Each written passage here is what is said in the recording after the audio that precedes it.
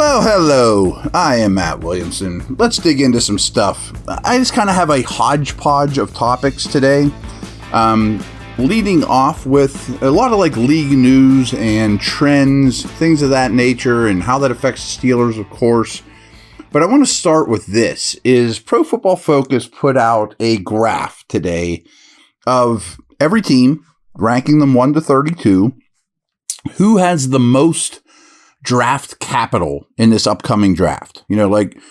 Who's the team you want to have their picks? Who's the team that's lightest on picks? And obviously pick number 1's worth more than pick 20, and pick 20 is worth more than 150. So you get my gist. Who has the most in the bank right now for the 2023 draft? Who has the biggest wallet? So I want to go through that, and the Steelers are pretty high on the list. The Claypool trade obviously helps. So I want to touch on that and talk about also the teams in the division and the top and the bottoms in that capacity. As you could probably picture off the top of your head, Houston far and away has the most draft capital. I mean, they have 2 early picks, including number 2. They've got a bunch of Browns picks, not to mention they have stuff in the future that's not applicable here. But Houston has by far the most draft capital in this draft, followed by 2 other teams that are good teams, by the way, that also have multiple firsts. That's Seattle after the Russell Wilson trade, and the Lions with the Rams first round pick, which is an early one. So those 3 teams kind of stand alone. And then after that, it gets kind of bunched up a little bit with these teams that only have 1 first, mostly early ones. But the Steelers are in that neighborhood. So Houston stands alone. Seattle and Detroit also near the top of the list, or at the top of the list. And then it goes bad teams, as you'd imagine. The Raiders, the Cardinals, the Bears, who have the first overall pick, the Colts, also a top 4 pick. Well, I guess the Bears don't have first overall pick. The Panthers do. They're next, but they gave up a lot to get there. And then we go Atlanta, and then we go with the Patriots, and then the Eagles are the teams that are ahead of the Steelers. The Eagles have 2 first-round picks. So overall, the Steelers have the 12th most draft capital in the entire league. Pretty darn good. I mean, you were a game away from the playoffs. You were the first team not to make it in the AFC. Claypool really isn't missed.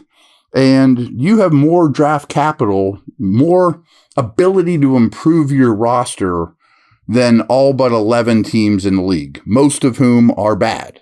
Panthers, Falcons, Bears, Colts, those type of teams, Cardinals.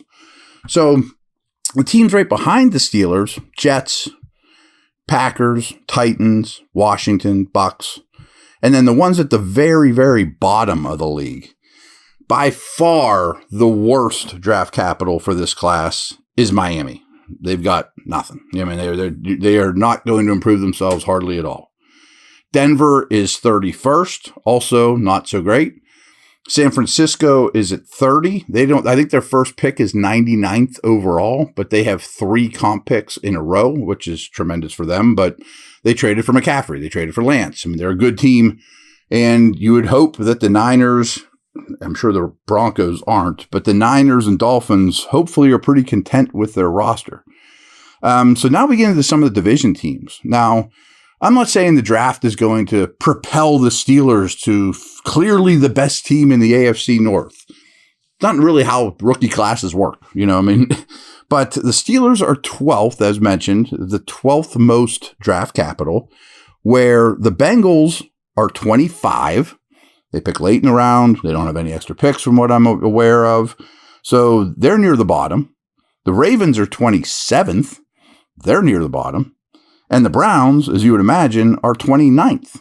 So I wonder, I'm not going to do the homework on it, but I wonder if one team in a division is that much higher than their 3 opponents in any of the other 7 divisions. I would be shocked if that's the case, to be honest with you, because those 3 teams are really low in draft capital. I mean, Cincy's 25, the Browns are 29, and the Ravens are 27th. So don't expect a influx of rookie talent coming into the AFC North outside of Pittsburgh. So pretty cool. I had one other Pro Football Focus nugget too. Again, this is just a hodgepodge of a podcast today. And I think I know we talked about some of this stuff. I didn't put it exactly in this light, though, before.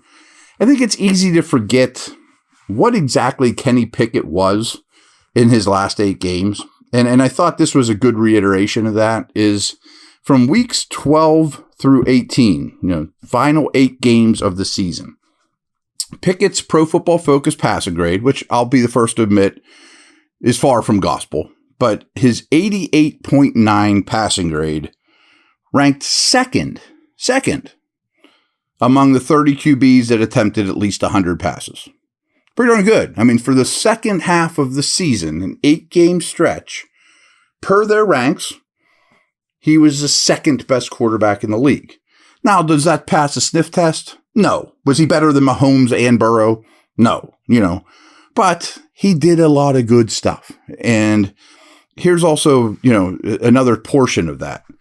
He also ranked second over that stretch with a 6.9 big-time throw rate, which I don't know exactly how they define that, but hard throws or big-time throws, threading the needle, that's a little more subjective than I would like, but he was second in that metric for them.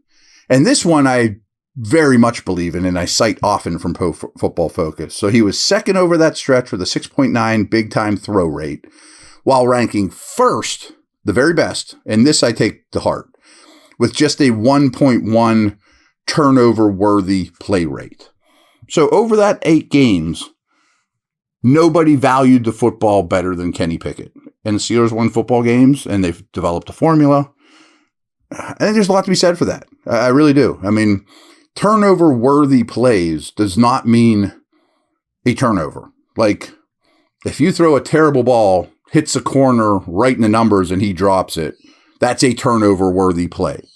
If you throw a perfect pass, it clanks off, Claypool's face mask goes up in the air, and a safety picks it, that's not a turnover-worthy play. What you did was not turnover-worthy as a quarterback. Once the ball leaves your hand, you don't have any control of what happens next. But I really like their turnover-worthy play rate because they determine, and again, it's a little subjective, but still, they determine should that play from the quarterback been a turnover or not. In the second half of the season, Kenny Pickett was the best in the league at that.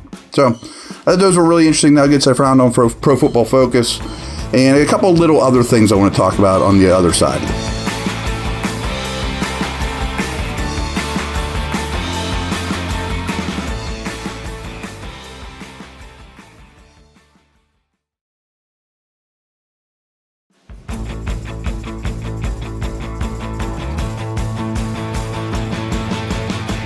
All right, let's talk about offensive coordinators. I haven't said a whole lot of great stuff about Matt Canada, but after looking at the coordinator changes around the league, I also don't think it was a very good year to go shopping for offensive coordinators. And this is going to kind of sound like I'm talking on both sides of my mouth, but scoring was down very much in the league this year. And the league saw 68 different starting quarterbacks. There's only 32 teams, and some of them had 4. So 68 different starting quarterbacks started a game in 2022. I'm sure that has something to do with the scoring being down, without question. I also think it's noteworthy, and I've told you this before, that the league as a defense as a whole is getting to the point where they are really spiking in 2 deep shells, zone coverage, light boxes, and less blitz. Conservative defense. So you look at a guy like Jeffrey Simmons who just got signed, or the Ogunjobi deal. Defensive tackles are having fewer people in the box with them to stop the run. And this is true for all D linemen. Fewer people to add to the pass rush as blitzers, and 2 high shells. So people are spending more on defensive tackles, which brings me to maybe a break a tie for Brian Brisset over a corner or a secondary member in this conversation. So I just thought that was interesting. And here's what's a little hairy, though, is, as once again, I think you guys know this, there are 32 teams in the league. Well, There's 16 new offensive coordinators this year. And I'm not saying the Steelers are smarter than those 16 teams, because I have a lot of doubts and worries about Matt Canada, and I hope he's on a short leash. But I think there was a lot of offensive coordinator movement just for the sake of offensive coordinator movement. We went through 4 quarterbacks and scoring was down from last year. Can the OC, So I like exposing you guys to some of these league-wide trends. And I can't say this enough. I mean, a huge root of all of this, why you go through all these quarterbacks, why scoring is down, why defenses are playing the way they do. And just, again, watch the combine from a month or so ago. The defensive linemen coming in the league are way more talented than the people blocking them. Deep down, that is one of the roots of the problem that the NFL deals with, is how do we not make that so lopsided? Remember the one year when holding was legal? TJ Watt's getting held every play. So just remember those things when you think of the Steelers, when you think of drafting, when you pay Ogunjobi what you did.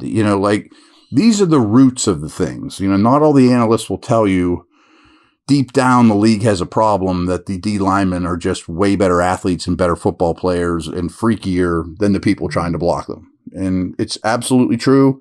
And it has a big ramification all the way down, and is firing and changing half of the offensive coordinators in the league really the answer?